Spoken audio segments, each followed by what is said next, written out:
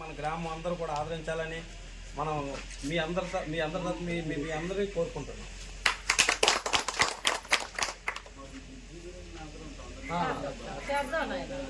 ఇప్పుడు వచ్చిన పని వేరయ్యా, ఆ ఒక్కరి గురించి తర్వాత మాట్లాడదాం. అన్నీ అయిపోతున్నాయా? ఏ ఇయర్ ఎగ్జామ్స్ అన్ని పాస్ అవుతున్నాయి. 10 సంవత్సరాలు 50 ఇస్తా ఉన్నారు. అన్ని మాట ప్రకారంగా ఇది 3 తప్పిస్తున్నారు.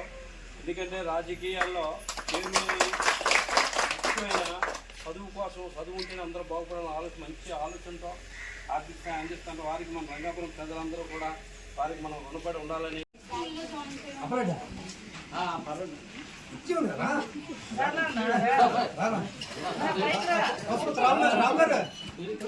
నమస్కారం, నా పేరు లాశ్యశ్రీ, మా అక్క పేరు గ్రీష్మ. మా డాడీ రంగాపురం సర్పంచ్. మా డాడీ కొన్ని కారణాల వల్ల చనిపోయారు, ఆరోగ్యం బాగోలేక.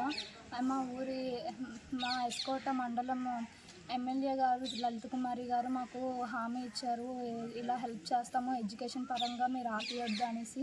ఆవిడ మాకు చాలా ఓదార్పు ఇచ్చారు. ఎడ్యుకేషన్ పరంగా మీకు ఏ లోటు రాదు, నేను సపోర్ట్ చేస్తాను, మీకు ఎంతైనా నేను ఖర్చు పెడతాను, మీరు చదువుకోండి అనేసి ఆవిడ మాకు హెల్ప్ చేయడం వల్ల మా ఎడ్యుకేషన్ ఇంకా కంటిన్యూ అవుతుంది. మా అక్క ఇప్పుడు బీటెక్ సెకండ్ ఇయర్, తను ఇంకా బాగా చదువుకుంటుంది.